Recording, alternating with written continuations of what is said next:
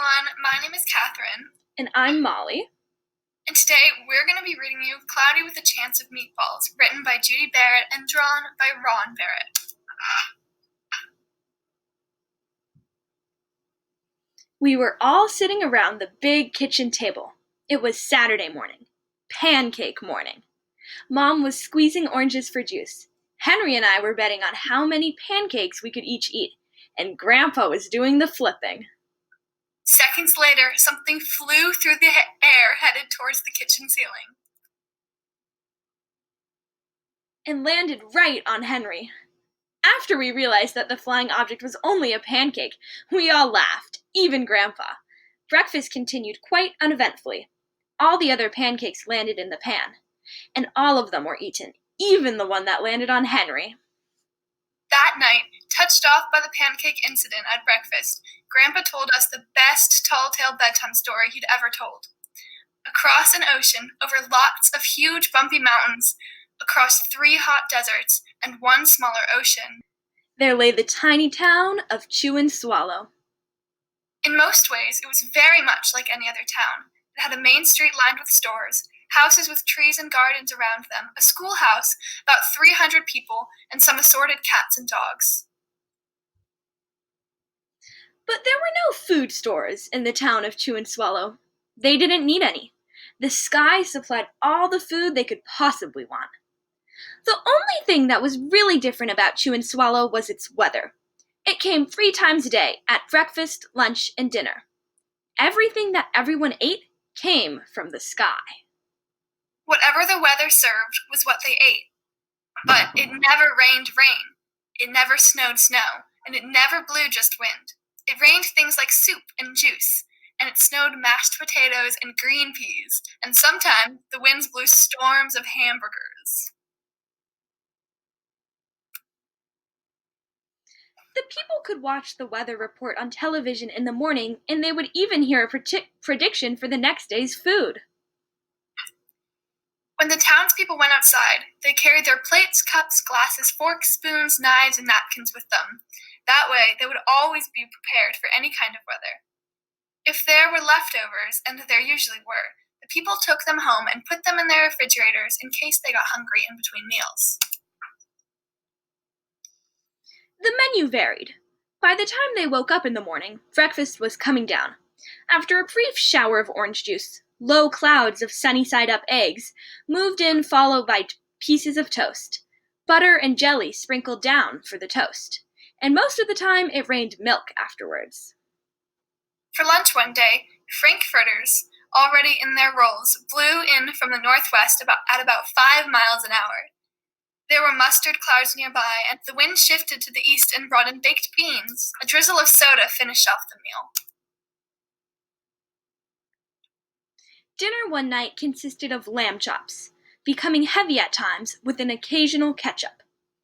Periods of peas and baked potatoes were followed by gradual clearing, with a wonderful Jell-O setting in the west. The sanitation department of Chew and Swallow had a rather unusual job for a sanitation department. It had to remove the food that fell on the houses and sidewalks and lawns. The workers cleaned things up after every meal and fed all the dogs and cats. Then they emptied some of it onto the surrounding oceans for the fish and turtles and whales to eat. The rest of the food was put back into the earth so that the soil would be richer for the people's flower gardens. Life for the townspeople was delicious until the weather took a turn for the worse. One day, there was nothing but gorgonzola cheese all day long. The next day, there was only broccoli, all overcooked. And the next day, there were Brussels sprouts and peanut butter with mayonnaise. Another day, there was pea soup fog, and no one could see where they were going, and they could barely find the rest of the meal that got stuck in the fog. The food was getting larger and larger, and so were the portions. The people were getting frightened. Violent storms blew up frequently. Awful things were happening. One Tuesday, there was a hurricane of bread and rolls all day long and into the night.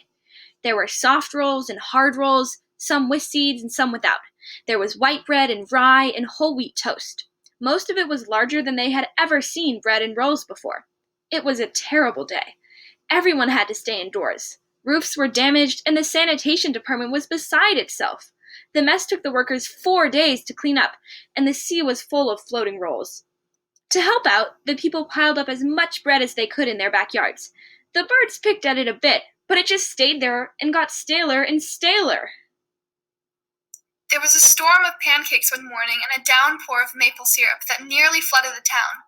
A huge pancake covered the school. No one could get it off because of its weight, so they had to close the school.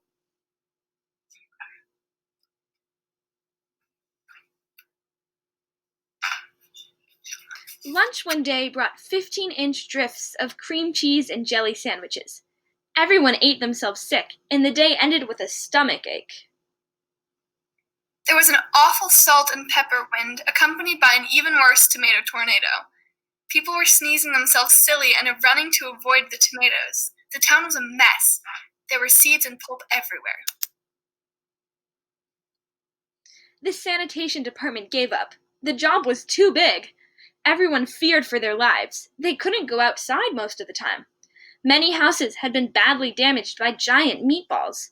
Stores were boarded up, and there was no more school for the children. So, a decision was made to abandon the town of Chew and Swallow. It was a matter of survival. The people glued together the giant pieces of stale bread sandwich style with peanut butter. Took the absolute necessities with them and set sail on their rafts for a new land. After being afloat for a week, they finally reached a small coastal town which welcomed them. The bread had held up surprisingly well enough for them to build temporary houses for themselves out of it. The children began school again, and the adults all tried to find places for themselves in the new land. The biggest change they had to make was getting used to buying food at the supermarket. They found it odd that the food was kept on shelves, packaged in boxes, cans, and bottles. Meat that had to be cooked was kept in large refrigerators. Nothing came down from the sky except rain and snow. The clouds above their heads were not made of fried eggs, and no one ever got hit by a hamburger again. And nobody dared to go back to Chew and Swallow to find out what would happen to it. They were too afraid. Henry and I were awake until the very end of Grandpa's story. I remember his goodnight kiss. The next morning, we woke up to see snow falling outside our window. We ran downstairs for breakfast and ate it a little faster than usual so we could go sledding with Grandpa. It's funny, but even as we were sliding down the hill, we thought we saw a giant pat of butter on the top, and we could almost smell the mashed potatoes.